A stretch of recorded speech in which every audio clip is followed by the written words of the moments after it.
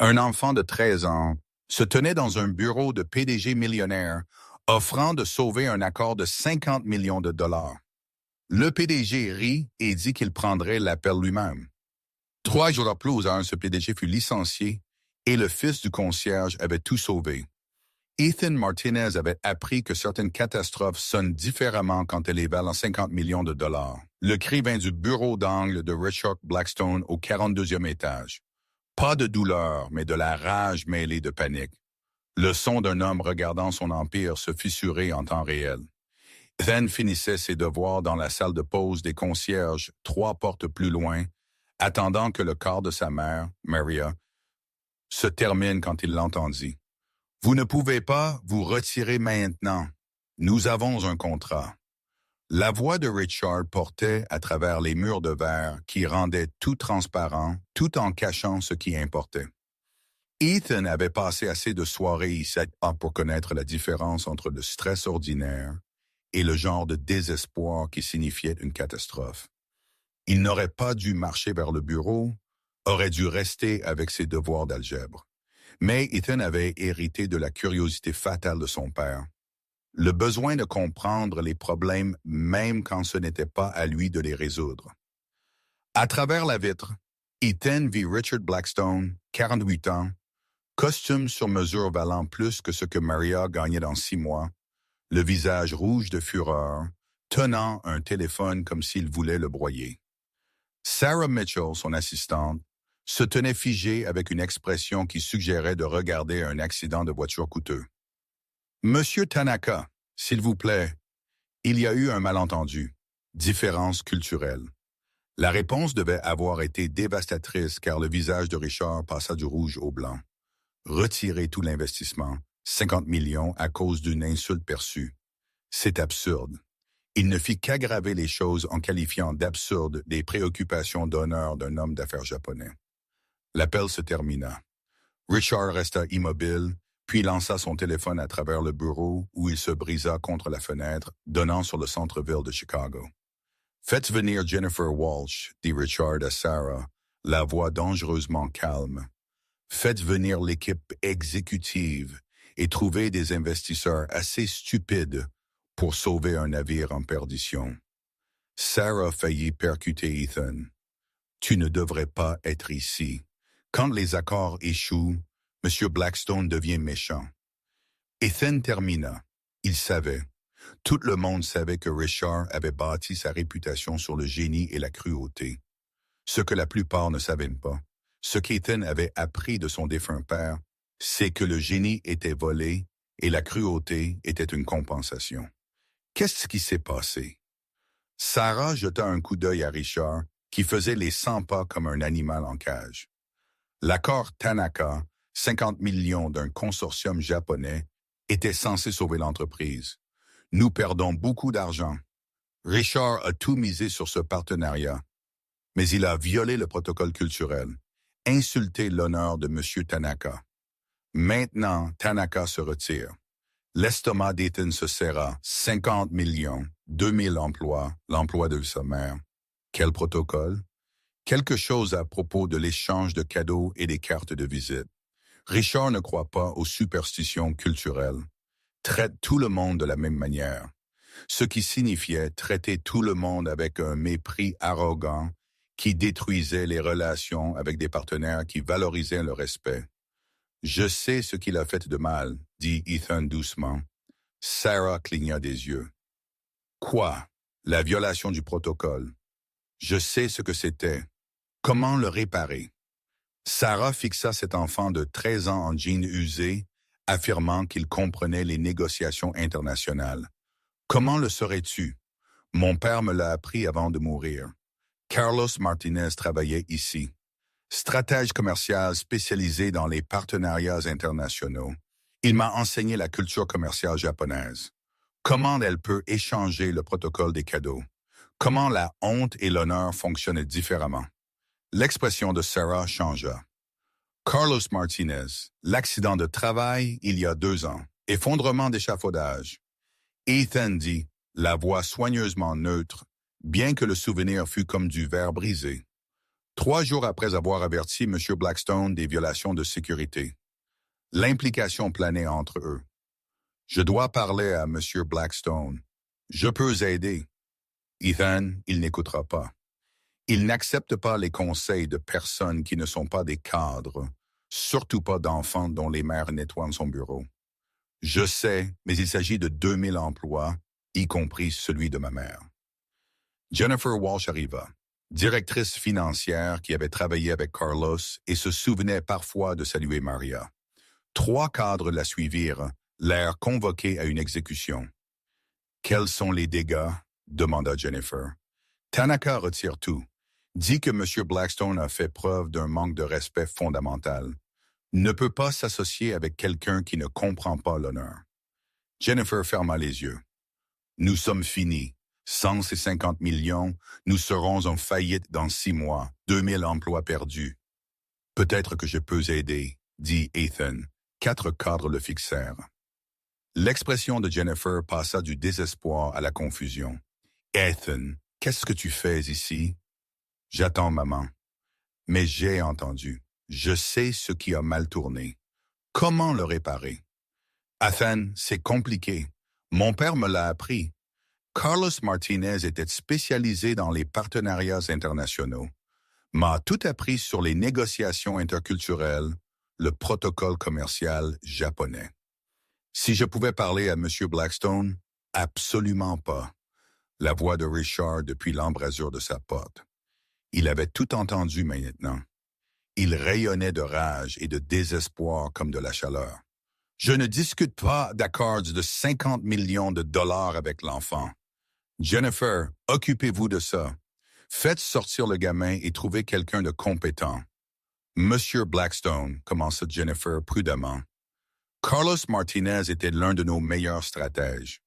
S'il a appris à son fils, Carlos Martinez était un analyste décent qui avait des idées au-dessus de sa station. Mort il y a 2 ans. Je ne prends pas de conseils commerciaux de son enfant de 13 ans qui répète des mots à la mode qu'il ne comprend pas. Ethan sentit la colère monter. La même colère que lors des funérailles de son père, quand Richard fit des discours sur la valeur de Carlos, tout en refusant d'enquêter sur les violations de sécurité qu'il avait tuées. « Je comprends plus que vous ne pensez, » dit Ethan, la voix stable, bien que ses mains tremblaient. « Je sais que vous avez insulté M. Tanaka en présentant votre carte de visite avec une seule main au lieu de 2. Là, lui avait tendu avec désinvolture au lieu de formellement à hauteur de poitrine.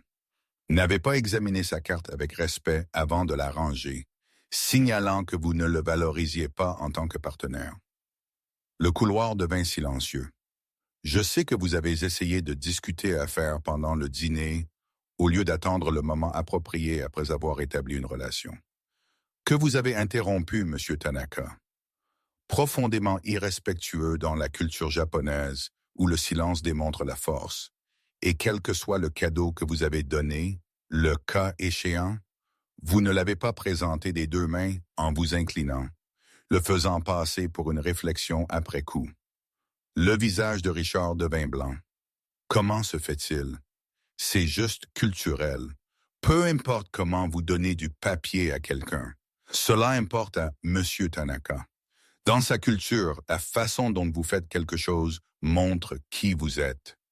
Vous lui avez montré que les pratiques américaines sont supérieures, que vous ne respectez pas ses traditions, que vous lui faites une faveur, prenant ses 50 millions au lieu de reconnaître un partenariat entre égaux. Jennifer fixa Ethan comme si elle le voyait pour la première fois. Sarah avait sa main sur sa bouche. C'est absurde, dit Richard, sa voix perdant de sa certitude. Vous êtes un enfant. Vous ne comprenez pas les affaires internationales, ce qui est en jeu. Je comprends que 2000 personnes, y compris ma mère, perdront leur emploi parce que vous étiez trop arrogant pour apprendre la culture de votre partenaire. Mon père a essayé de vous enseigner, a proposé d'aider aux négociations. Vous lui avez dit de s'en tenir aux feuilles de calcul et de laisser les vraies affaires aux gens qui les comprenaient. L'expression de Richard devint froide. Votre père était un analyste, pas un stratège, pas un expert. Il avait des opinions sur des choses qu'il ne comprenait pas. Il avait un master en commerce international de Northwestern, parlait 4 langues, a vécu au Japon 2 ans. Il comprenait la culture de M. Tanaka mieux que vous ne comprenez la vôtre. Mais vous n'avez pas écouté parce qu'il n'avait pas le bon titre, le bon costume, le bon parcours. Comment osez-vous? Je peux arranger ça. Je peux appeler M. Tanaka. Mais excusez de la manière culturellement appropriée. Expliquez que vous avez fait des erreurs par ignorance, pas par malice. Offrir le respect qu'il mérite et demander une deuxième chance. Mon père m'a appris exactement comment. J'ai étudié le protocole japonais pendant 5 ans parce qu'il voulait que je comprenne que le vrai succès vient du respect des gens, pas de leur domination. Silence absolu. Jennifer semblait à la fois pleine d'espoir et incrédule. Sarah avait les larmes aux yeux. « Vous voulez appeler Monsieur Tanaka ?» dit Richard lentement, puis il rit, froid, cruel, certain que c'était absurde. « Vous, un enfant de 13 ans dont la mère vide mes poubelles, voulez gérer une négociation internationale de 50 millions de dollars au nom d'une entreprise pour laquelle vous ne travaillez pas, avec un investisseur que vous n'avez jamais rencontré, pour réparer des dégâts que vous ne comprenez pas. » Il marcha vers Ethan, chaque pas délibéré, utilisant sa taille et son autorité pour intimider. « Laissez-moi vous expliquer quelque chose. Je n'ai pas bâti une entreprise de 300 millions de dollars en écoutant des enfants. Je ne suis pas devenu le PDG le plus prospère de Chicago en prenant des conseils de personnes qui nettoient des bureaux. Et je n'ai certainement pas besoin du fils d'un concierge pour me dire comment gérer des partenariats commerciaux. » Richard sortit son téléphone. « Je peux prendre cet appel. Je peux réparer ce désastre. Je n'ai pas besoin d'aide de quelqu'un dont toute l'éducation vient des histoires du soir d'un homme mort. » La phrase resta en suspens comme du poison. Ethan la ressentit comme un coup physique. Son père réduit à des histoires du soir, ses connaissances rejetées comme sans valeur, son héritage effacé par quelqu'un qui avait volé tout ce que Carlos avait construit. « Monsieur Blackstone, dit Jennifer doucement, peut-être devrions-nous considérer. » « J'ai dit que je pouvais prendre cet appel, répéta Richard, ne laissant aucune place à la discussion. Sécurité, sauter cet enfant. Et Jennifer, si sa mère ne peut pas le contrôler pendant son quart de travail, peut-être qu'elle ne convient pas. Le souffle d'Ethan se coupa. Richard menaçait l'emploi de sa mère. « Vous n'avez pas à la virer. Vous n'avez pas à la punir parce que j'ai parlé. Laissez-moi juste essayer. Un seul appel. Si je ne peux pas arranger ça, je partirai et ne reviendrai jamais. Mais si je peux sauver cet accord, vous admettrez que mon père n'était pas juste un analyste, qu'il était brillant, que vous avez eu tort de le rejeter. » Richard le fixa avec un mépris qui fit qu'Ethan se sentit petit, impuissant, exactement ce que le PDG croyait. Un enfant de la mauvaise origine prétendant comprendre un monde auquel il n'avait jamais appartenu. « Je peux prendre cet appel, dit Richard délibérément. Je n'ai pas besoin de l'aide d'un enfant. Je n'ai pas besoin de conseils de personnes qui n'ont pas d'importance. Et quand je sauverai cette entreprise parce que je le ferai, tout le monde se souviendra que Richard Blackstone n'a pas besoin d'aide des fils de concierge. » Il se détourna, rejetant Ethan complètement, déjà en train de composer. Mais Sarah Mitchell dit quelque chose qui fit que Richard s'interrompit. « Monsieur Blackstone, Ethan a raison pour le protocole. J'ai fait des recherches après la réunion Tanaka. Tout ce qu'il a décrit, c'est exactement ce que vous avez fait de mal. » La main de Richard se figea. « Quoi? Présentation à une main. Manipulation désinvolte. Interruption du protocole de don. » Sarah montra sa tablette avec des articles sur l'étiquette japonaise. C'est le respect culturel de base. Ethan le savait sans recherche. Ce qui signifie que son père l'a vraiment enseigné. Ce qui signifie que Carlos Martinez comprenait des choses que vous ne compreniez pas. Jennifer termina doucement. Des choses qui auraient pu empêcher cela si vous aviez écouté il y a 2 ans. Le visage de Richard traversa le choc, le déni, la colère et finalement la peur. Le fils d'un concierge de 13 ans avait démontré des connaissances qu'un PDG millionnaire n'avait pas. Très bien, dit Richard froidement. Un appel, 5 minutes pour essayer ce que votre père mort vous a appris. Quand vous échouerez, parce que vous échouerez, je ne veux plus jamais vous voir ici. Claire.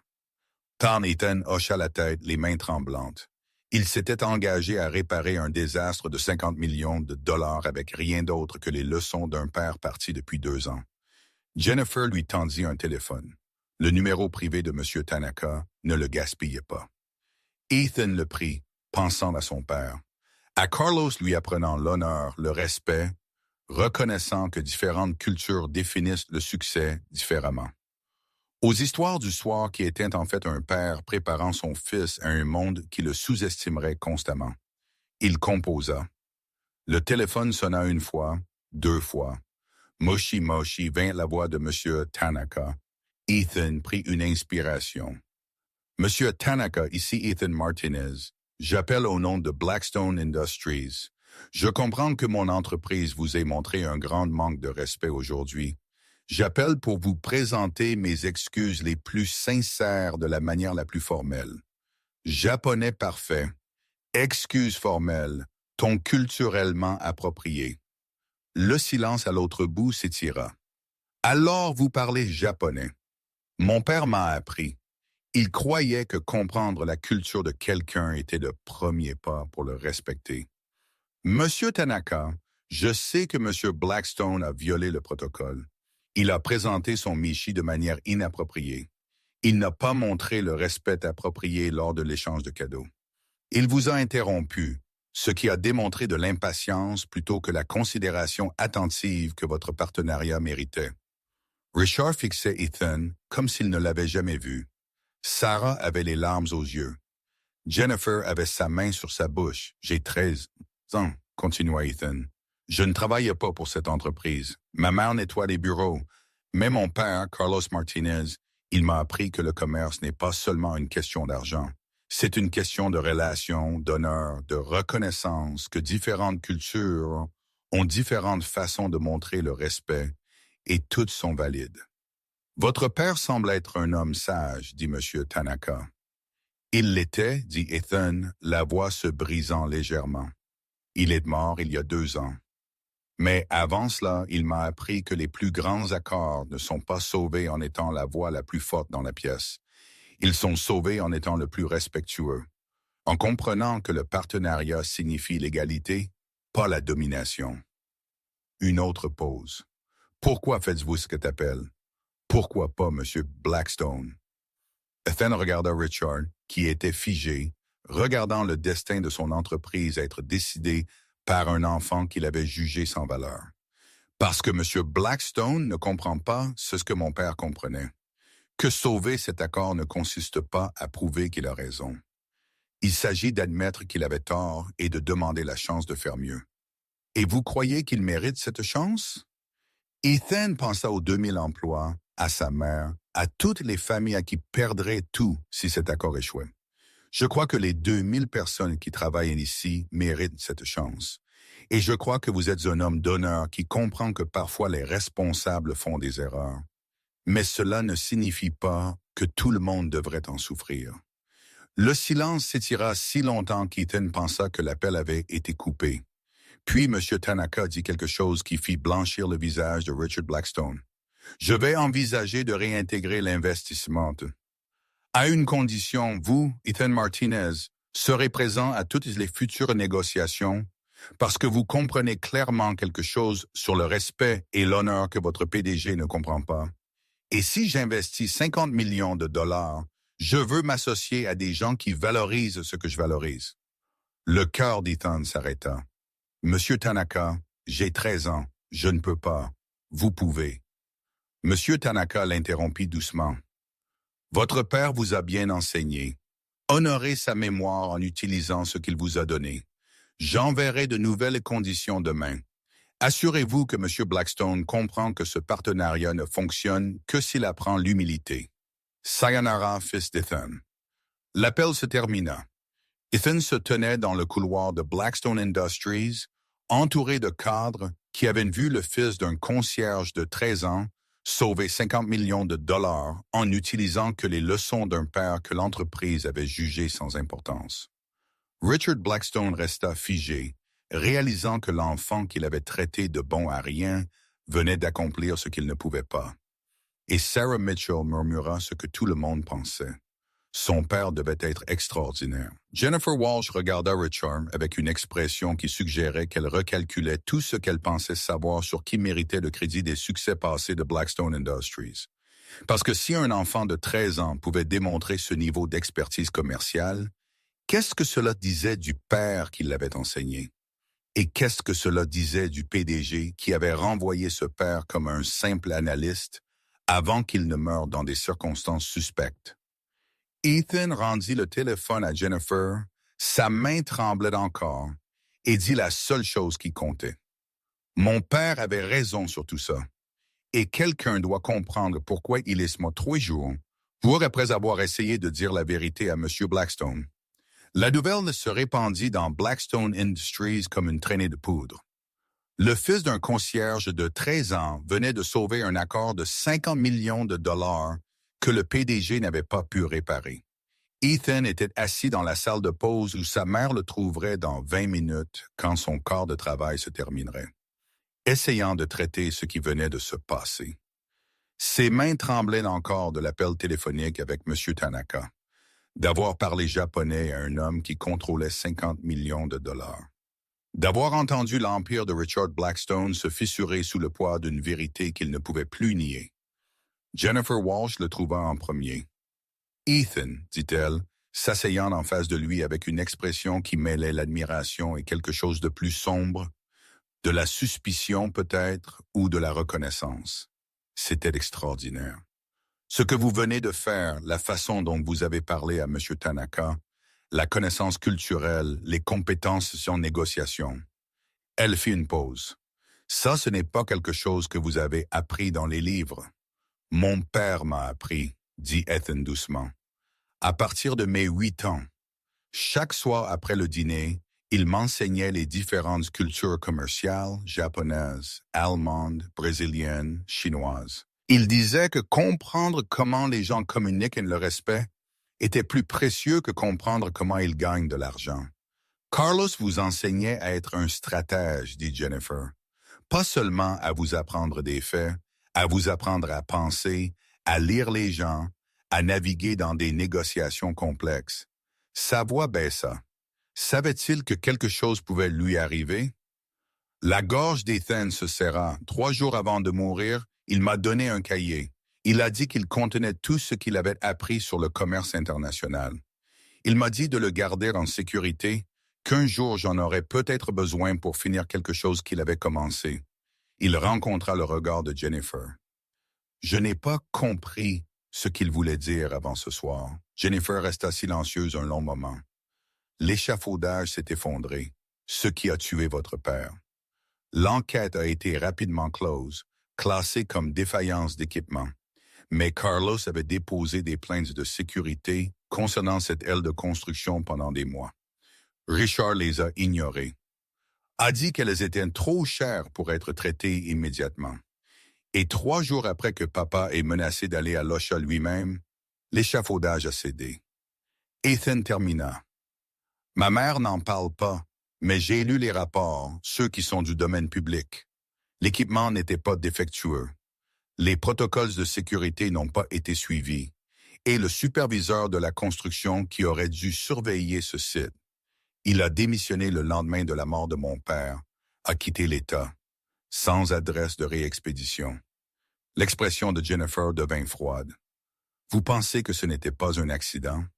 Je pense que mon père savait des choses qui le rendaient dangereux. Dit Ethan à propos de la façon dont cette entreprise fonctionne réellement. D'où viennent réellement les stratégies brillantes de Richard?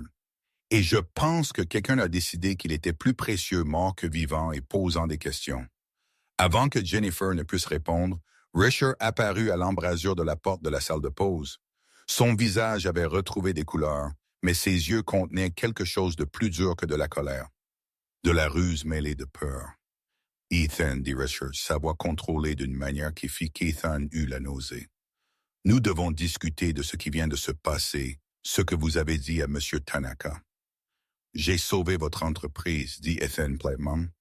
Vous avez démontré des connaissances remarquables pour votre âge, corrigea Richard.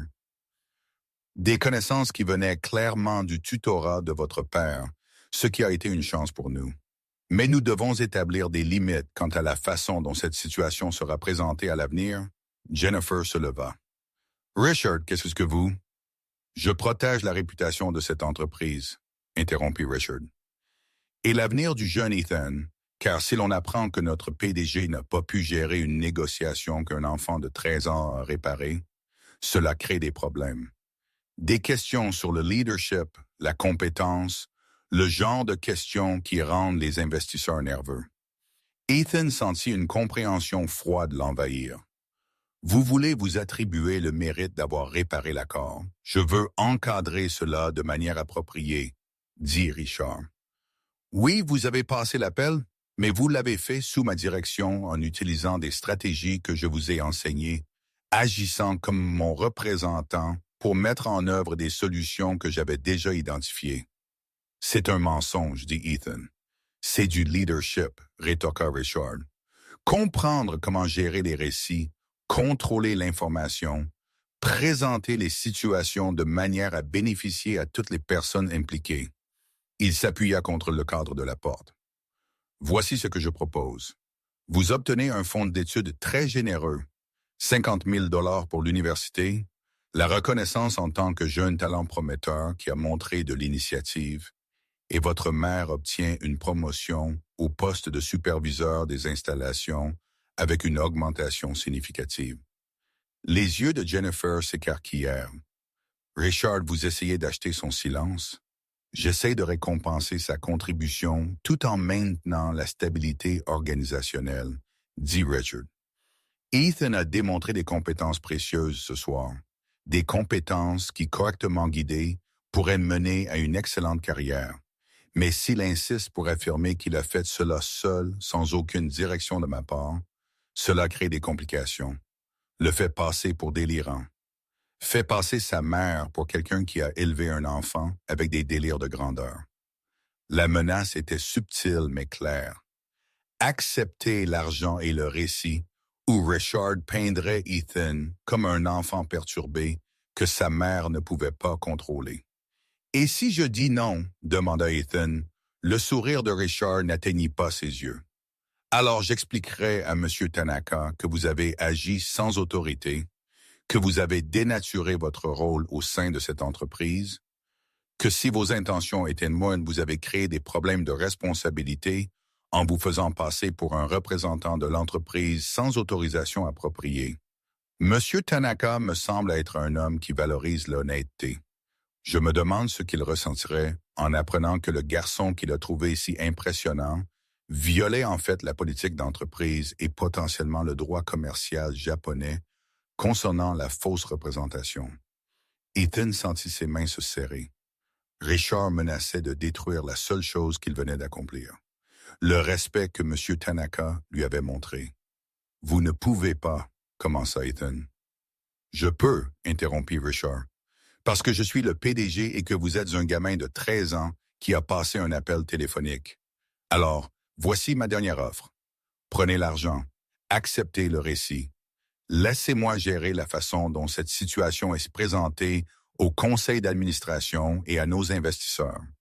Ou passez les 6 prochains mois à regarder votre mère lutter avec des frais de justice pendant que je démonte systématiquement chaque affirmation que vous avez faite ce soir. Richard, la voix de Jennifer était glaciale. Vous menacez un enfant.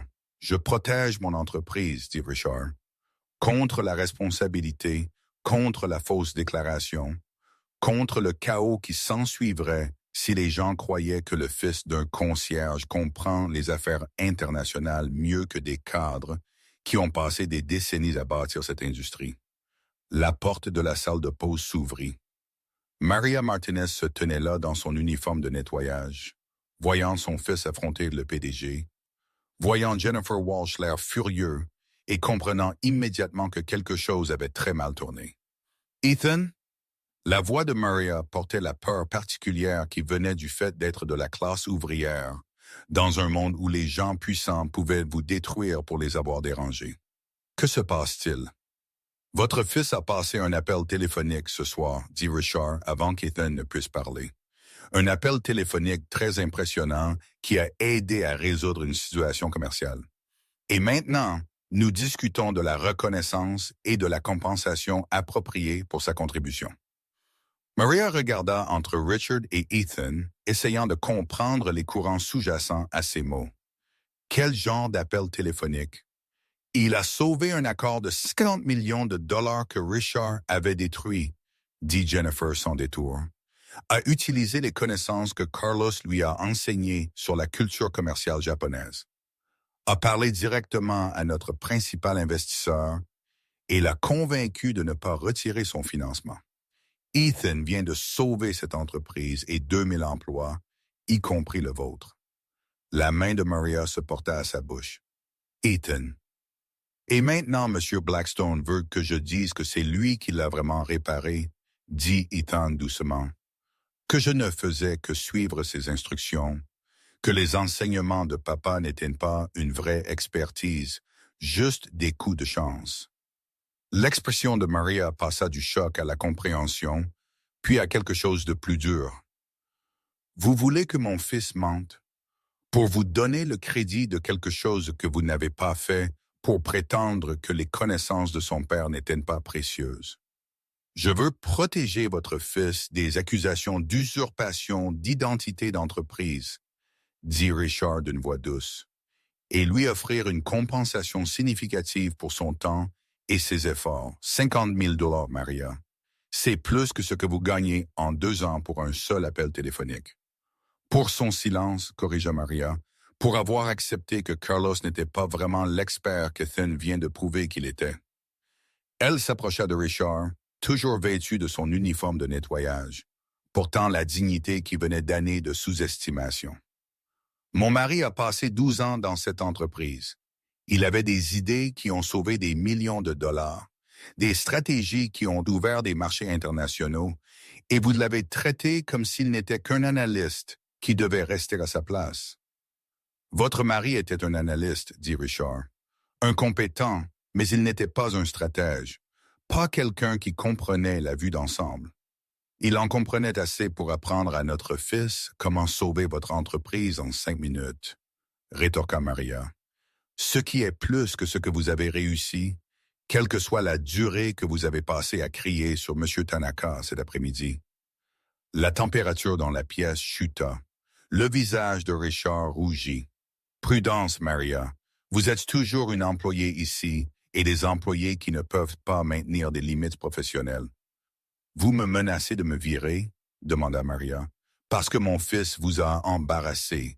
Parce qu'il a prouvé que l'homme que vous avez jugé sans importance comprenait en fait des choses que vous ne comprenez pas. Je suggère que peut-être cet environnement n'est pas adapté à votre famille, dit Richard froidement. Si Ethan ne peut pas respecter la hiérarchie de l'entreprise, si vous ne pouvez pas maintenir une distance professionnelle appropriée, alors peut-être seriez-vous tous les deux plus heureux ailleurs. Vous nous renvoyez, dit Ethan, parce que j'ai dit la vérité. Je vous offre un choix, corrigea Richard. Prenez l'argent et le récit ou tentez votre chance ailleurs. Parce que Maria, vous avez travaillé ici pendant 15 ans, mais les concierges sont remplaçables et les fils qui créent des problèmes de responsabilité. Ce ne sont que des problèmes en attente. Jennifer se leva. Richard, c'est illégal. Vous ne pouvez pas virer quelqu'un pour. Je peux restructurer mon service des installations comme bon me semble, interrompit Richard. Et si cette restructuration se trouve à éliminer le poste de Maria, c'est une décision commerciale. Pas des représailles, pas un licenciement, juste un timing malheureux, il regarda Ethan. 50 000 $ et l'emploi de votre mère ou le chômage et des menaces légales. Votre choix. Vous avez jusqu'à demain matin. Richard sortit, laissant Ethan et Maria debout dans la salle de pause, tandis que Jennifer semblait prête à commettre des violences. J'appelle le conseil d'administration, dit Jennifer immédiatement. C'est inacceptable. Richard vient de tenter de corrompre et de menacer un mineur. C'est comme ça qu'il a opéré pendant des années, dit Maria doucement. Carlos a essayé de le signaler une fois, mais en s'attribuant le mérite de la stratégie de quelqu'un d'autre.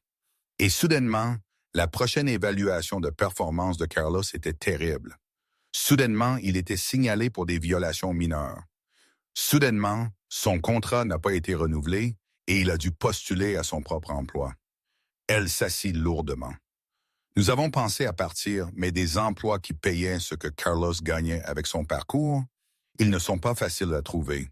Alors il est resté silencieux, a gardé la tête basse jusqu'aux violations de sécurité, jusqu'à ce qu'il ne puisse plus rester silencieux parce que des gens allaient être blessés, et puis il est mort, dit Ethan.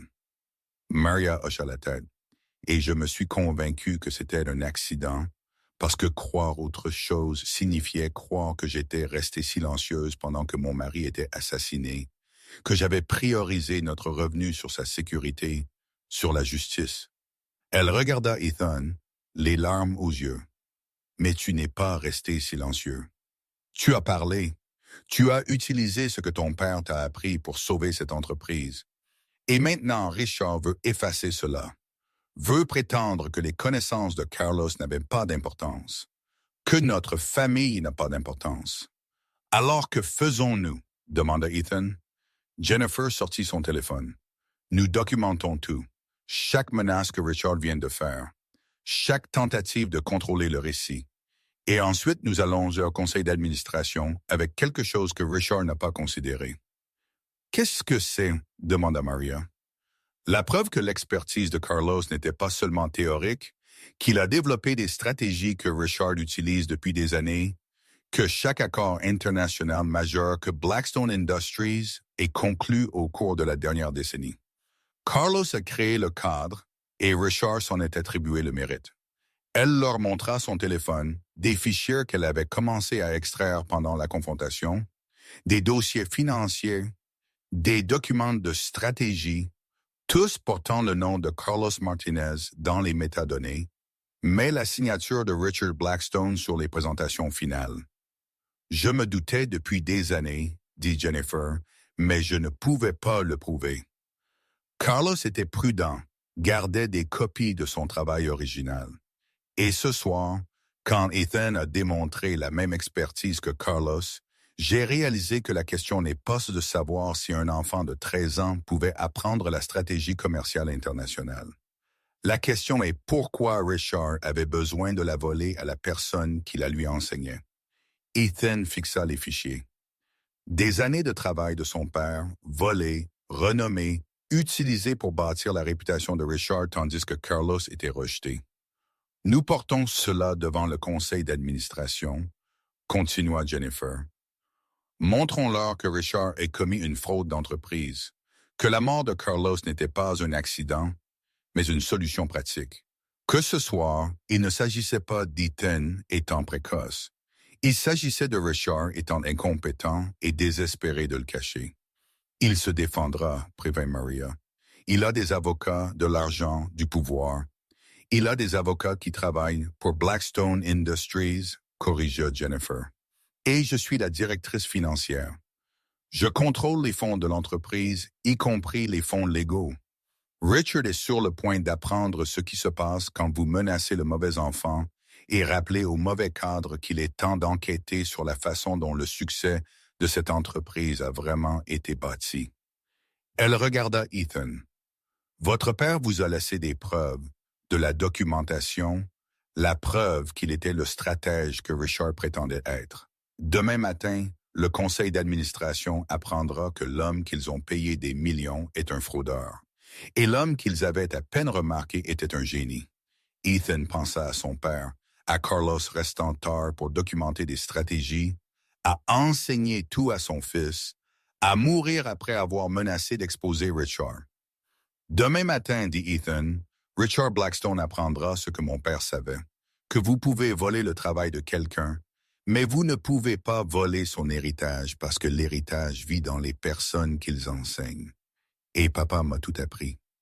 Maria serra son fils contre elle, et Ethan sentit le chagrin se transformer en quelque chose de plus aigu, quelque chose qui ressemblait à la justice pour un homme qui méritait mieux que d'être effacé par quelqu'un de trop peu sûr de lui pour reconnaître le génie se tenant à ses côtés.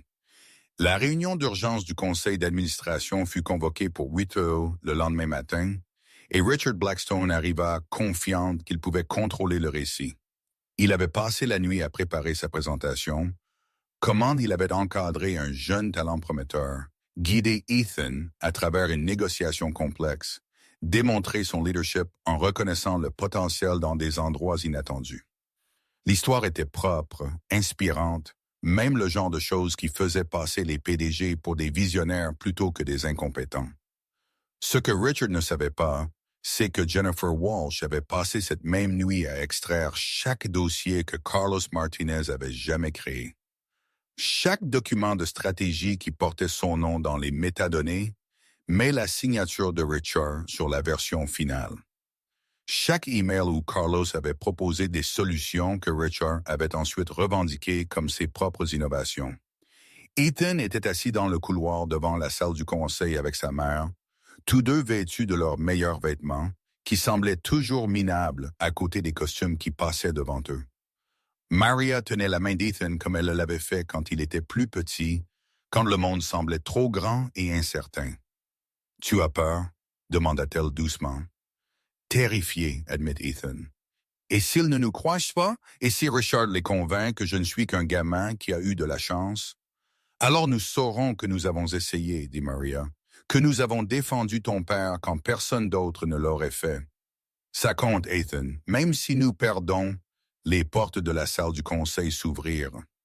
Le Dr. Robert Chen, président du conseil, leur fit signe d'entrer. « Madame Martinez, Ethan, s'il vous plaît, entrez. » La salle du conseil était intimidante. Des fenêtres du sol au plafond donnant sur Chicago, une immense table pouvant accueillir 20 personnes et 12 membres du conseil qui contrôlaient des milliards de dollars d'investissement. Richard était assis à une extrémité, l'air calme et préparé. Jennifer était assise à l'autre extrémité avec un ordinateur portable et 3 boîtes de dossiers. « Commençons, dit le Dr. Chen. Monsieur Blackstone a demandé cette réunion pour aborder l'incident d'hier soir impliquant Ethan Martinez et l'investissement Tanaka. Richard, vous avez la parole. » Richard se leva, cliqua sur sa première diapositive. « Merci. Comme vous le savez, nous avons fait face à une crise potentielle hier lorsque M. Tanaka est menacé de retirer son investissement de 50 millions de dollars en raison de malentendus culturels lors de nos négociations. Je tiens à féliciter le jeune Ethan Martinez pour sa vivacité d'esprit et ses connaissances culturelles pour avoir aidé à résoudre cette situation. » Il sourit à Ethan, un sourire qui n'atteignit pas ses yeux. Le père d'Ethan, Carlos Martinez, était analyste ici pendant 12 ans avant sa mort tragique. Il a clairement inculqué à son fils une appréciation des pratiques commerciales internationales. Lorsque j'ai reconnu le potentiel d'Ethan hier soir, je lui ai demandé d'aider à réparer notre relation avec M. Tanaka. Sous ma direction et en utilisant les stratégies que j'avais développées, Ethan a réussi à passer un appel téléphonique qui a sauvé notre partenariat. Patricia Donovan, la vice-présidente des opérations qui avait travaillé avec Carlos, leva la main. « Vous avez demandé à Ethan de passer l'appel. Ce n'est pas ce que Sarah Mitchell a rapporté. Elle a dit que vous l'aviez renvoyé. Qualifié ses connaissances de sans valeur. » Le sourire de Richard se crispa. Il y a pu y avoir un malentendu initial, mais finalement j'ai reconnu la valeur de la contribution d'Ethan et autorisé son implication. « C'est un mensonge, dit Ethan. » La pièce devint silencieuse. 12 membres du conseil se tournèrent pour fixer un enfant de 13 ans qui venait de traiter leur PDG de menteur en face. « Excusez-moi, dit Richard, sa voix dangereuse. « Vous m'avez dit que je ne comprenais rien, dit Ethan, se levant même si ses jambes lui semblaient faibles. Vous avez dit que les enseignements de mon père étaient des histoires du soir. Vous avez qualifié mes connaissances de sans valeur et menacé de me faire arrêter pour intrusion. Vous ne m'avez laissé passer cet appel qu'après que Sarah Mitchell ait prouvé que vous aviez tort sur les protocoles culturels. Le Dr. Chen regarda Richard. Est-ce exact? Le garçon est clairement confus, commença Richard. Sous le stress, les souvenirs deviennent. Je l'ai enregistré. La voix de Sarah Mitchell vint de l'embrasure de la porte. Elle entra, tenant son téléphone. Des caméras de sécurité couvrent ce couloir exécutif. J'ai demandé les images à des fins de responsabilité. J'ai toute la confrontation. Chaque mot que M. Blackstone a prononcé, y compris la partie où il a qualifié l'expertise de Carlos Martinez de « bon analyste qui avait des idées au-dessus de sa station ». Elle lança l'enregistrement. La voix de Richard remplit la salle du conseil. « Je peux prendre cet appel. Je n'ai pas besoin d'aide de quelqu'un dont toute l'éducation commerciale vient des histoires du soir d'un homme mort. » Les expressions des membres du conseil allaient du choc au dégoût. Patricia Donovan semblait prête à lancer quelque chose. « Richard, dit le Dr. Chen lentement, vous nous avez dit ce matin que vous aviez guidé Ethan à travers cette négociation, que vous aviez reconnu son potentiel et autorisé son implication. Mais cet enregistrement suggère que vous avez activement tenté de l'empêcher d'aider, que vous ne l'avez autorisé qu'après y avoir été essentiellement contraint par votre propre directrice financière. » Le contexte compte, dit Richard, mais sa confiance s'effritait. J'étais sous un stress important face à la perte d'un accord de 50 millions de dollars. J'ai peut-être parlé à la hâte, mais vous avez menacé de licencier sa mère, interrompit Jennifer Walsh se levant. Après qu'Ethan ait sauvé votre entreprise, vous avez essayé de le soudoyer pour vous attribuer le mérite. Offert 50 000 $ et la promotion de Maria en échange de l'affirmation que vous lui aviez enseigné ses stratégies. Quand il a refusé, vous avez menacé de licencier Maria et de détruire la crédibilité d'Ethan auprès de M. Tanaka. Elle ouvrit son ordinateur portable, projeta des emails sur l'écran. J'ai des documents de 12 cas au cours de la dernière décennie où Richard s'est attribué le mérite de stratégies développées par d'autres employés, mais le cas le plus flagrant concerne Carlos Martinez. Jennifer fit apparaître des fichiers montrant les documents de stratégie originaux de Carlos. Carlos était spécialisé dans les partenariats internationaux. Il a développé des cadres pour négocier avec des entreprises japonaises, allemandes, chinoises et brésiliennes. Des cadres que Richard utilise et revendique comme ses propres innovations depuis 8 ans. Elle montra les métadonnées, le nom de Carlos comme auteur, des dates montrant la création des mois avant les présentations de Richard au conseil, des chaînes d'email où Carlos proposait des stratégies que Richard présentait ensuite sans attribution. Chaque accord international majeur que Blackstone Industries a conclu au cours de la dernière décennie, continua Jennifer, Carlos Martinez a créé le cadre de négociation. Richard ne l'a fait qu'implémenter, souvent mal comme nous l'avons vu hier avec M. Tanaka. La salle explosa, les membres du conseil demandant des explications. Richard essayant de parler par-dessus eux. Patricia Donovan se leva, la fureur écrite sur son visage. C'est du vol de propriété intellectuelle. Dit Patricia, fraude d'entreprise. Si Carlos a développé ses stratégies, il aurait dû être crédité, rémunéré, promu.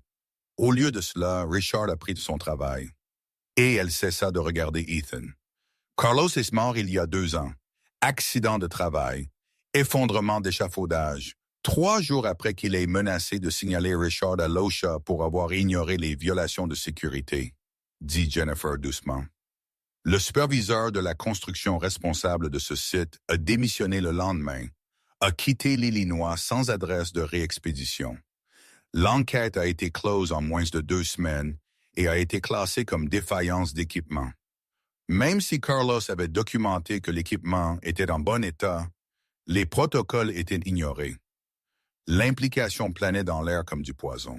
« Vous pensez que la mort de Carlos n'était pas un accident ?» demanda le Dr. Chen, sa voix à peine au-dessus d'un murmure. « Je pense que Carlos Martinez savait que son travail était volé, » dit Jennifer. « Je pense qu'il a menacé d'exposer la fraude de Richard. Je pense qu'il est devenu un fardeau. Et je pense que 3 jours plus tard, il est opportunément mort dans un accident qui n'aurait jamais dû se produire si les protocoles de sécurité appropriés avaient été suivis. Richard se leva. C'est fou. Vous m'accusez de meurtre sur la base de circonstances. Je vous accuse de fraude d'entreprise sur la base de preuves documentées. Jennifer corrigea. La question de savoir si la mort de Carlos était vraiment accidentelle, c'est aux forces de l'ordre de l'enquêter.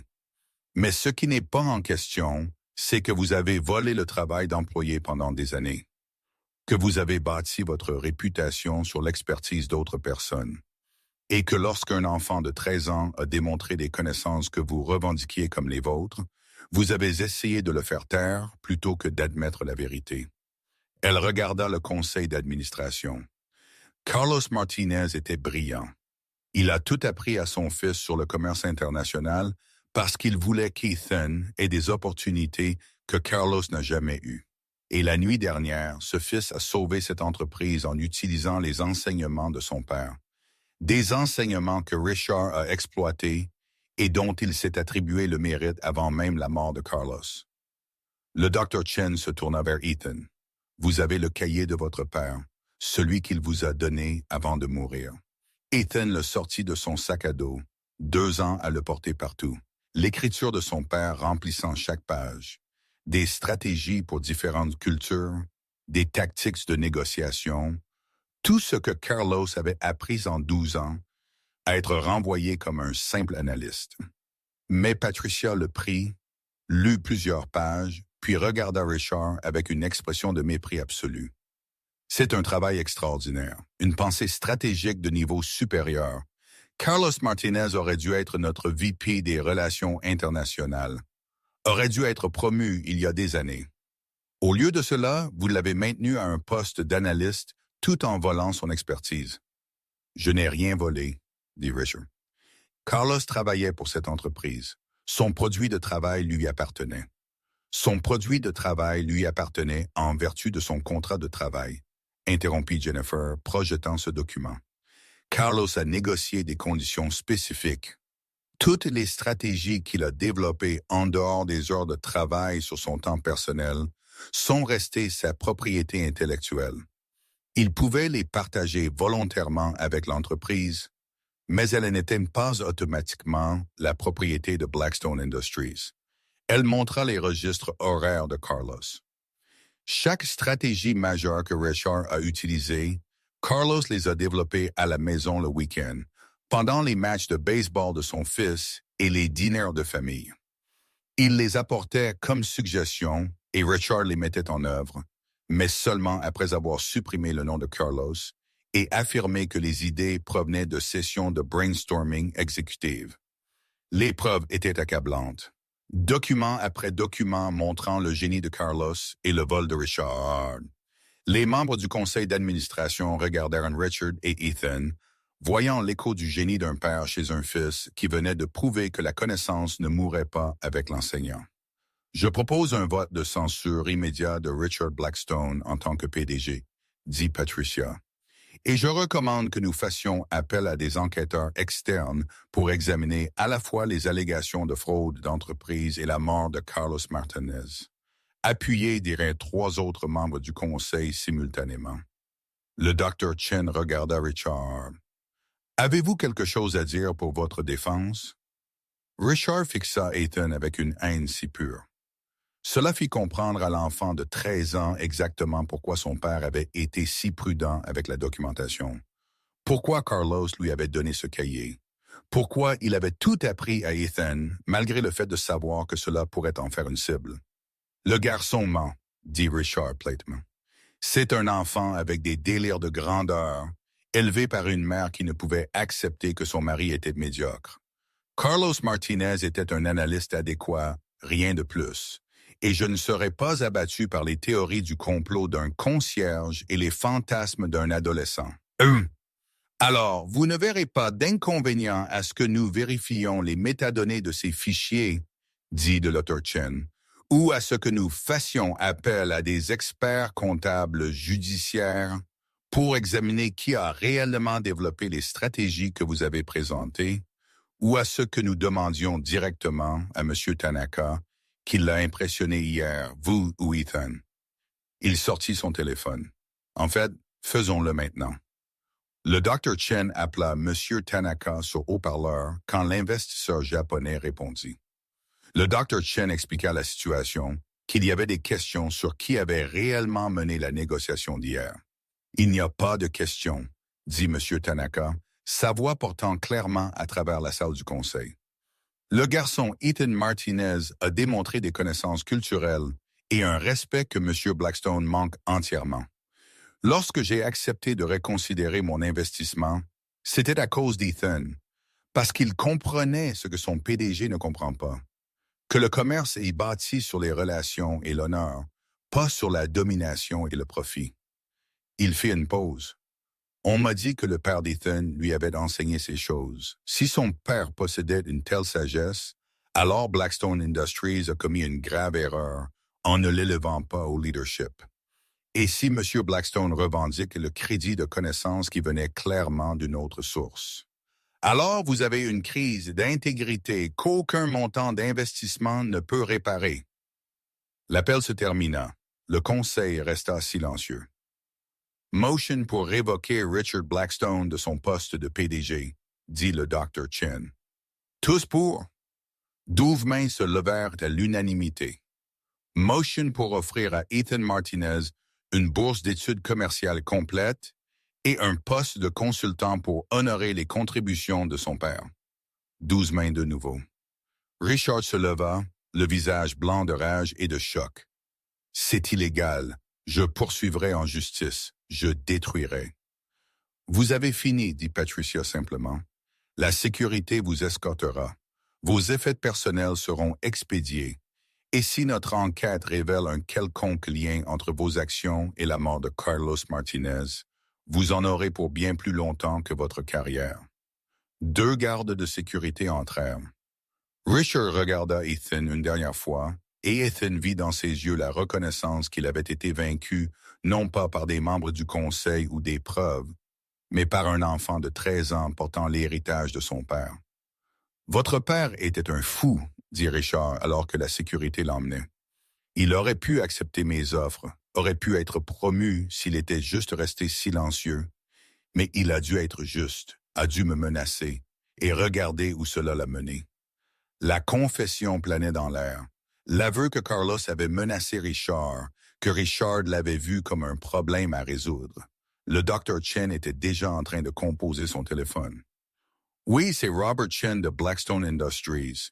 Je dois signaler de nouvelles informations concernant un décès sur le lieu de travail qui pourrait nécessiter une nouvelle enquête. » Et Ethan était assis dans la salle du conseil de l'entreprise qui avait tué son père, tenant le cahier qui venait de sauver l'avenir de sa mère, et comprenait enfin ce que Carlos avait voulu dire, en disant que l'héritage ne concernait pas ce que l'on accomplissait. Il s'agissait de ce que l'on enseignait aux autres à défendre. L'enquête de police a duré 3 semaines, mais les résultats sont arrivés plus vite que prévu. Le superviseur de la construction, qui avait fui l'Illinois il y a 2 ans, a été retrouvé au Nevada, travaillant sous un autre nom.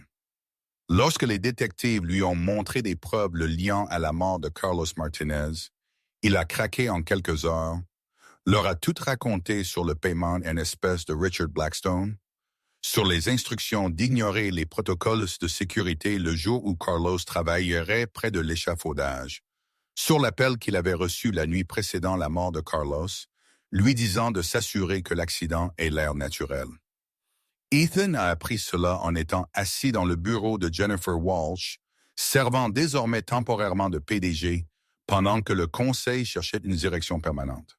Sa mère était assise à côté de lui, lui tenant la main comme elle l'avait fait dans la salle du conseil 3 semaines plus tôt. Richard l'a payé 15 000 $, dit Jennifer doucement, lisant le rapport de police, pour s'assurer que l'accident de Carlos se produise exactement quand et où il fallait. Le superviseur a gardé des registres, des messages textes, des virements bancaires, tout ce dont les procureurs ont besoin pour une condamnation pour meurtre. La poigne de Maria sur la main d'Ethan se resserra. Il l'a vraiment fait. Richard l'a vraiment tué parce que papa allait exposer la fraude, dit Ethan. Sa voix sonnait creuse même pour lui-même, parce que dire la vérité était plus dangereux que de se taire. Jennifer hocha la tête. Carlos avait programmé une réunion avec le conseil pour le lendemain de sa mort. Il allait présenter des preuves du vol de Richard. Leur montrer les mêmes fichiers de métadonnées que j'ai trouvés. Richard savait qu'une fois que le conseil verrait les preuves, sa carrière était terminée. Alors, il s'est assuré que Carlos n'arrive jamais à cette réunion. Elle sortit un autre document. Le médecin légiste a rouvert le dossier de Carlos et trouvé des preuves de traumatisme contondant qui n'étaient pas compatibles avec la chute d'un échafaudage. Quelqu'un l'a frappé avant l'effondrement, l'a assommé, puis a mis en scène l'accident pour le couvrir. Ethan se sentit mal. Son père n'était pas juste mort, n'était pas juste tombé. Quelqu'un l'avait assassiné délibérément, violemment, puis avait fait passer ça pour un accident pour éviter l'enquête. Richard a été arrêté, continua Jennifer, accusé de meurtre au premier degré, de complot en vue de commettre un meurtre, de fraude d'entreprise et d'environ 15 autres crimes. Le procureur dit qu'avec le témoignage du superviseur et les preuves physiques, la condamnation est certaine. Richard passera le reste de sa vie en prison. Bien, dit Maria, et Ethan entendit 2 ans de chagrin et de rage compressés dans ce seul mot. Jennifer leur tendit un autre document. Le conseil a voté hier. Blackstone Industries est renommé Martinez Strategic Consulting. Le portrait de Carlos sera accroché dans le hall principal où celui de Richard se trouvait, et nous établissons le fonds d'innovation Carlos Martinez. 20 millions de dollars pour soutenir les étudiants de la classe ouvrière poursuivant des études commerciales. Ethan fixa le papier, le nom de son père sur le bâtiment, l'héritage de son père reconnu. Tout ce que Carlos s'était vu refuser de son vivant, enfin reconnu dans la mort. Il y a plus, dit Jennifer doucement. Le conseil a examiné chaque stratégie développée par Carlos, a calculé ce qu'il aurait dû gagner s'il avait été correctement rémunéré et crédité. Entre les bonus impayés, les promotions refusées et le vol de propriété intellectuelle, Richard doit à la famille Martinez environ 8 millions de dollars. Le chiffre ne semblait pas réel. 8 millions de dollars. Plus d'argent qu'Ethan ne pouvait imaginer. De l'argent qui aurait dû payer les règles de son père, la sécurité de sa mère, l'éducation d'Ethan sans aide financière. Nous vous offrons également un poste permanent, dit Jennifer à Ethan. Pas en tant qu'employé, vous avez 13 ans, mais en tant que consultant et conseiller du conseil, le même rôle que Carlos aurait dû avoir. 25 000 $ par an jusqu'à ce que vous obteniez votre diplôme universitaire, puis un poste de cadre à plein temps si vous le souhaitez. Votre père a bâti les fondations du succès international de cette entreprise. Il est juste que son fils aide à guider son avenir. Ethan regarda sa mère, vit des larmes couler sur son visage, vit le poids de 2 ans se soulever alors que la justice arrivait enfin. « Puis-je voir où c'est arrivé ?» demanda Ethan doucement. « Où papa est mort ?» Jennifer hésita. « Ethan, je ne suis pas sûr que ce soit. »« J'ai besoin de... » interrompit Ethan. « J'ai passé 2 ans à l'imaginer, à me demander s'il avait peur, s'il savait ce qui se passait. J'ai besoin de voir l'endroit en vrai au lieu de la version dans ma tête. » Maria lui serra la main. « Alors nous irons ensemble. » L'aile de construction avait été rénovée depuis la mort de Carlos. De nouveaux protocoles de sécurité installés, des inspections régulières. Tout ce que Carlos avait essayé de mettre en œuvre avant que Richard ne le tue pour être gênant. Ethan se tenait là où l'échafaudage s'était effondré, essayant d'imaginer les derniers instants de son père. La confession du superviseur disait que Carlos révisait des rapports de sécurité lorsqu'il a été frappé par derrière. Il ne l'a jamais vu venir. Était inconscient lorsque l'échafaudage est tombé. Il n'a pas souffert, dit Maria doucement, lisant les pensées d'Ethan. C'est déjà ça. Il ne savait pas qu'il mourrait. Il savait que Richard volait son travail, dit Ethan. Il savait qu'il devait parler même si c'était dangereux. Ça a dû être terrifiant, savoir que quelqu'un de puissant voulait vous faire taire et devoir être courageux quand même. Maria serra Ethan contre elle. Il était courageux parce qu'il voulait que tu aies un meilleur avenir. Il voulait que tu grandisses dans un monde où les gens ne pourraient pas voler ton travail et s'en tirer. Ou dire la vérité importait plus que de protéger les égos des gens puissants. Et je suis censé quoi? Demanda Ethan. Être reconnaissant qu'il soit mort pour un principe, qu'il ait choisi l'intégrité plutôt que de rester en vie. Non, dit Maria fermement. Tu es censé comprendre que ton père a fait un choix. Il aurait pu rester silencieux, garder son emploi, laisser Richard tout voler. Mais alors, qu'est-ce qu'il t'aurait appris? Que la survie compte plus que la vérité. Que laisser des gens puissants t'abuser est acceptable tant que tu es à l'aise? Elle tourna Ethan pour lui faire face. Ton père est mort parce qu'il a refusé de laisser la fraude de Richard continuer. Parce qu'il croyait qu'exposer la corruption valait le risque. Et à cause de ce choix, parce qu'il a tout documenté et t'a tout appris. Richard Blackstone va en prison. Les gens dont il a volé le travail sont reconnus. L'entreprise est réformée. Carlos n'est pas mort pour rien, Ethan. Il est mort en se battant pour quelque chose qui importait. Ethan pensa au cahier toujours dans son sac à dos. Les stratégies que son père avait développées pendant les matchs de baseball et les dîners de famille. Les connaissances que Carlos avait transmises, sachant qu'un jour elles pourraient être nécessaires. Monsieur Tanaka a appelé hier, dit Ethan, a demandé si j'assisterais à la cérémonie de signature pour son investissement. A dit qu'il voulait rencontrer le fils de Carlos correctement. Voulait remercier la famille qui lui avait appris l'honneur et le respect. Tu y vas? Demanda Maria. Jennifer dit que la signature est la semaine prochaine. 50 millions de dollars officiellement investis. De nouveaux partenariats internationaux basés sur les cadres de papa. Tout ce qu'il voulait construire. Ethan fit une pause. Je pense qu'il voudrait que je sois là pour voir son travail enfin utilisé de la bonne manière. Maria sourit à travers ses larmes. Il serait si fier de toi, pas seulement pour avoir sauvé l'entreprise, pour avoir eu le courage de te lever quand les adultes ne le feraient pas, pour avoir honoré son héritage en refusant qu'il soit effacé.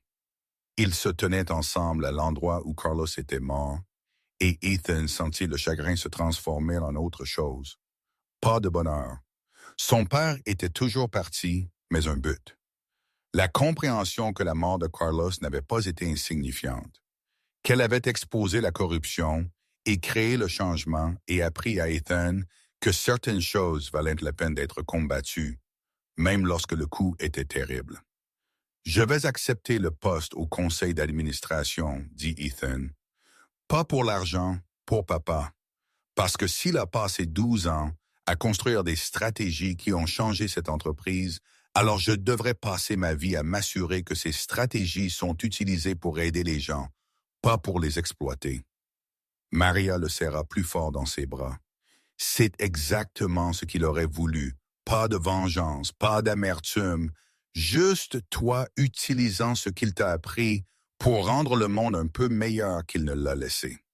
En sortant de l'aile de construction, maintenant sûr grâce au protocole que Carlos avait exigé en mourant, Ethan comprit ce que son père avait voulu dire dans cette dernière entrée de cahier.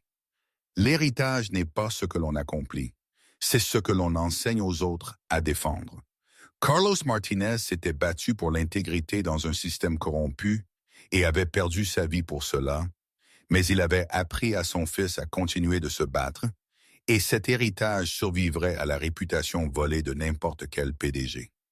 La cérémonie de signature de l'investissement de 50 millions de dollars de M. Tanaka a eu lieu dans ce qui était maintenant appelé la salle de conférence Carlos Martinez, au 42e étage de Martinez Strategic Consulting.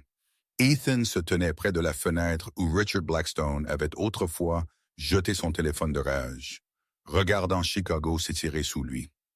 La même vue que son père devait avoir vue pendant 12 ans d'être renvoyé comme un simple analyste. Le même bâtiment où Carlos avait créé des stratégies valant des millions, tout en étant payé une fraction de ce qu'il méritait. Prêt? Demanda Jennifer Walsh, s'approchant avec le programme de la cérémonie.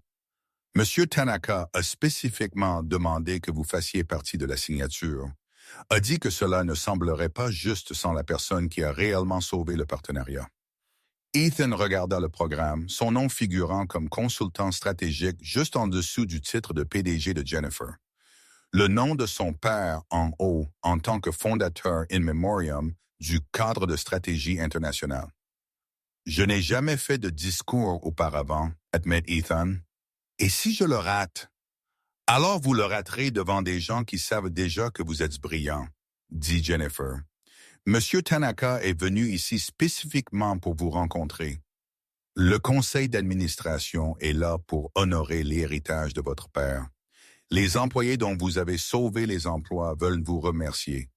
Vous n'avez pas besoin d'être parfait, Ethan. Vous avez juste à être honnête. La salle de conférence se remplit rapidement.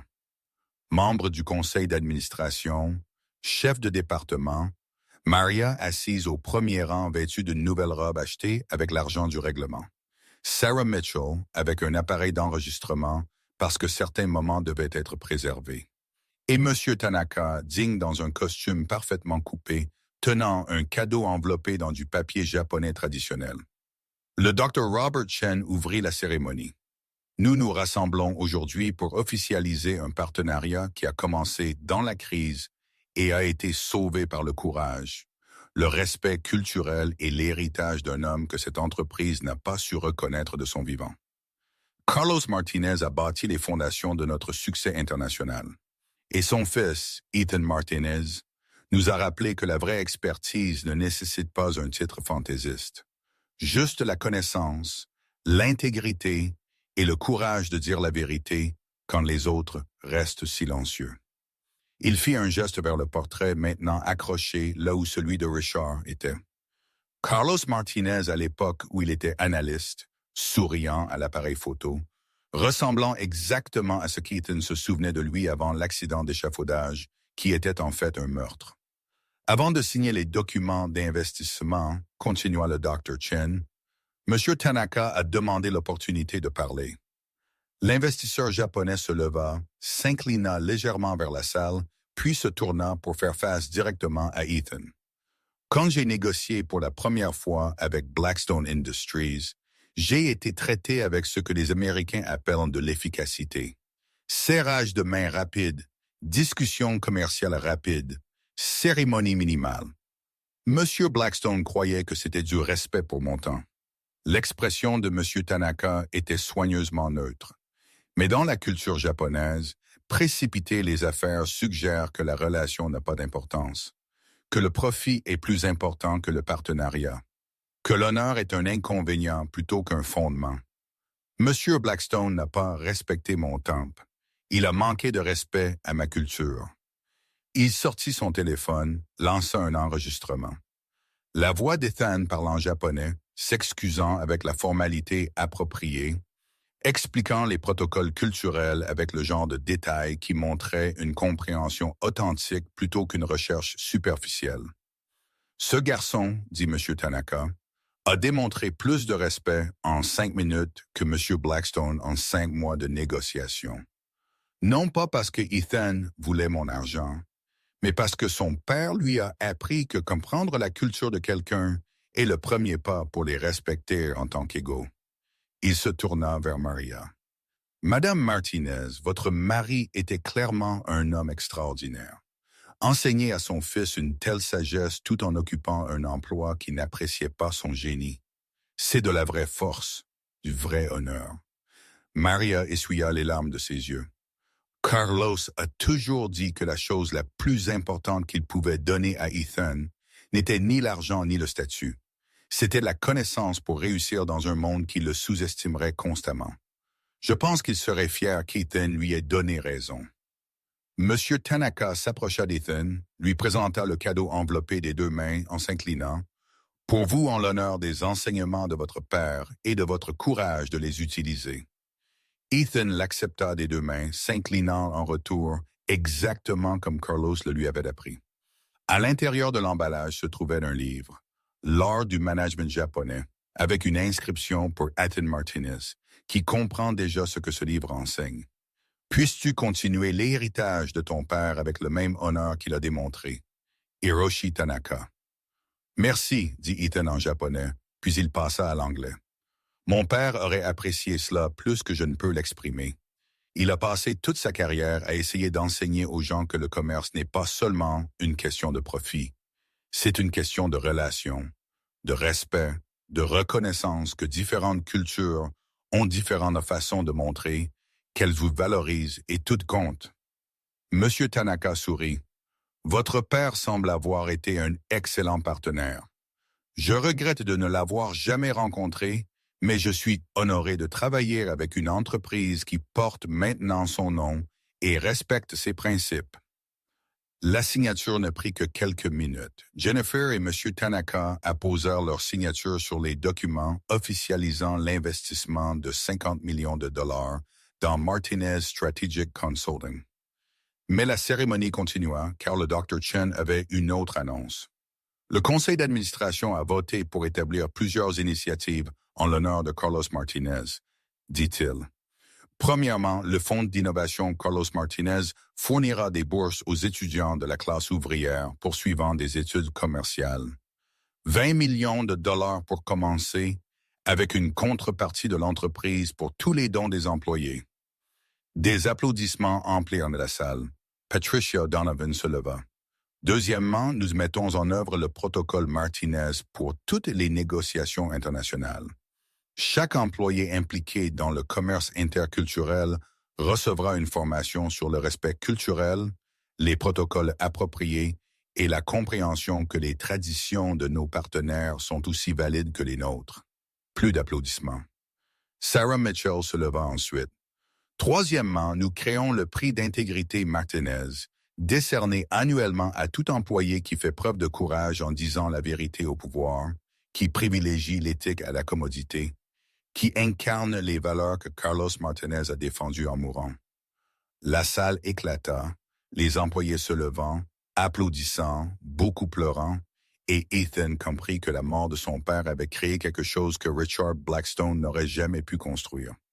Une culture d'entreprise basée sur le respect plutôt que sur la domination, l'intégrité plutôt que le profit, la reconnaissance que le brillant mari du concierge comptait autant que n'importe quel PDG. Ethan, dit le Dr. Chen, nous aimerions que vous disiez quelques mots sur votre père, sur ce que ce moment signifie. Ethan se leva, les jambes tremblantes, face à une salle pleine de gens qui avaient autrefois regardé Richard rejeter sa famille comme sans valeur. Il sortit le cahier de son père, usé par 2 ans à le transporter partout, et l'ouvrit à la dernière entrée. « Mon père a écrit ceci 3 jours avant de mourir, » dit Ethan, la voix à peine stable. Il savait qu'il était en danger, savait que Richard pourrait se venger pour avoir menacé d'exposer la fraude, mais il l'a écrit quand même parce qu'il voulait que je comprenne quelque chose d'important. Il lut à voix haute. « Ethan, si tu lis ceci, je suis parti. Et je suis désolé. Désolé de ne pas te voir diplômé, obtenir ton premier emploi, construire la vie que tu mérites. Mais j'ai besoin que tu saches pourquoi je fais ça. Pourquoi je risque tout pour exposer le vol de Richard. Ce n'est pas une question de crédit, pas une question d'argent. Il s'agit de t'apprendre que certaines choses importent plus que la sécurité, que l'intégrité, l'honneur, la vérité. Ce ne sont pas des luxes que l'on pratique quand c'est pratique. Ce sont des fondations que l'on défend même quand c'est dangereux. Je pourrais rester silencieux, garder mon emploi, laisser Richard voler tout ce que j'ai construit. Mais alors, qu'est-ce que je t'apprends? Que les gens puissants peuvent t'abuser tant que tu es à l'aise? Que dire la vérité ne vaut pas le risque? Non, je t'apprends que l'héritage n'est pas ce que l'on accomplit, c'est ce que l'on enseigne aux autres à défendre. Et je t'apprends à te battre pour un monde où des gens comme nous, issus de milieux ouvriers sans diplôme fantaisiste, peuvent réussir en fonction de leur mérite et non de leur relation. Je t'aime. Sois courageux et finis ce que j'ai commencé. La pièce était silencieuse à l'exception de quelques sanglots discrets. Maria avait sa main sur sa bouche. Monsieur Tanaka avait les larmes aux yeux. Jennifer pleurait ouvertement. Mon père est mort parce qu'il croyait que la vérité importait plus que sa propre sécurité, continua Ethan. Il est mort parce qu'il a refusé de laisser Richard Blackstone continuer à voler le travail des gens et à détruire quiconque le remettait en question. Et pendant 2 ans, j'ai pensé que cela rendait papa idiot, qu'il aurait dû rester silencieux, que survivre était plus important qu'un principe d'intégrité. Il regarda sa mère. Mais ensuite, je me suis tenu dans ce bâtiment et j'ai vu Richard essayer de me faire taire de la même manière qu'il avait fait taire papa, à essayer de me soudoyer pour qu'il s'attribue le mérite de quelque chose que j'avais fait. Menacer l'emploi de ma mère, menacer de détruire ma crédibilité auprès de M. Tanaka. Et j'ai réalisé que si je restais silencieux, papa serait mort pour rien. Richard continuerait d'abuser les gens. La fraude continuerait. Rien ne changerait. Ethan brandit le cahier. Alors, j'ai utilisé ce que papa m'a appris. J'ai parlé. J'ai dit de la vérité. J'ai fait confiance aux preuves, aux témoins et à des gens comme Jennifer et M. Tanaka pour accorder plus d'importance à l'intégrité qu'à la protection d'un PDG puissant. Et papa avait raison. La vérité a bien compté. La justice a bien gagné. Non pas parce que le système fonctionne parfaitement, mais parce que les gens ont choisi de le faire fonctionner. Il se tourna vers M. Tanaka. Vous auriez pu vous éloigner de ce partenariat, auriez pu décider que Blackstone Industries, Martinez Strategic maintenant, était trop corrompu pour faire confiance. Mais vous nous avez donné une seconde chance parce que vous croyez en l'honneur et avez vu que certaines personnes ici le valorisaient encore. Merci pour cela. Au conseil d'administration, vous auriez pu protéger Richard, auriez pu enterrer les preuves et maintenir le statu quo, mais vous avez choisi la vérité plutôt que la commodité. Merci à Jennifer. Vous auriez pu rester silencieuse quand vous avez suspecté une fraude. Auriez pu protéger votre propre carrière au lieu de la risquer pour enquêter. Mais vous avez choisi l'intégrité. Merci à sa mère. Et vous auriez pu prendre les 50 000 $ de Richard et me dire de me taire. Auriez pu prioriser notre sécurité financière sur l'héritage de papa. Mais vous m'avez appris la même chose que papa, que certaines choses importent plus que l'argent. Merci pour cela. Ethan ferma le cahier. Mon père n'a pas pu voir ce moment, n'a pas pu voir son nom sur ce bâtiment ou ses stratégies enfin créditées à lui ou son fils, se tenant ici représentant tout ce en quoi il croyait. Mais son héritage n'est pas dans ce bâtiment ou ses récompenses ou même les 50 millions de dollars que M. Tanaka vient d'investir. Son héritage est dans la leçon qu'il m'a apprise, que vous n'avez pas besoin d'être riche ou puissant ou d'avoir des diplômes fantaisistes pour changer les choses. Vous avez juste à être assez courageux pour dire la vérité et assez têtu pour continuer à la dire même quand les gens essayent de vous faire taire. Il regarda autour de la pièce. Alors c'est ce que je vais faire. Je vais utiliser ce poste de consultant et cette bourse et tout ce que cette entreprise deviendra pour m'assurer que le prochain enfant de la classe ouvrière avec un parent brillant n'ait pas à le regarder mourir pour être gênamment honnête. Je vais me battre pour le monde que papa voulait construire, où le mérite importe plus que les relations, où l'intégrité bat la corruption, où les fils de concierge peuvent te sauver des accords de 50 millions de dollars, et tout le monde reconnaît que la connaissance ne se soucie pas de votre titre de poste. Ethan leva le cahier de son père en l'air. Ceci est l'héritage de Carlos Martinez, et je vais m'assurer qu'il survivra à tout PDG qui a jamais essayé de le voler. Les applaudissements furent assourdissants. Les gens debout, pleurant, acclamant, M. Tanaka s'inclinant profondément, les membres du conseil d'administration entourant Maria pour la remercier d'avoir élevé un fils si remarquable. Sarah capturant chaque instant pour les archives de l'entreprise, et Ethan se tenait dans la salle de conférence nommée en l'honneur de son père, tenant le cahier qui avait tout changé. comprenant enfin ce que Carlos avait voulu dire. L'héritage n'est pas ce que l'on accomplit, c'est ce que l'on enseigne aux autres à défendre. Et Carlos Martinez avait appris à son fils à se battre pour un monde où la vérité importait plus que le pouvoir, où l'intégrité battait la corruption et où le fils d'un concierge de 13 ans pouvait se tenir dans une salle du conseil et rappeler à tous que le vrai succès ne se mesure pas en crédits volés ou en carrières menacées. Il se mesure en courage, en la volonté de dire la vérité même quand le silence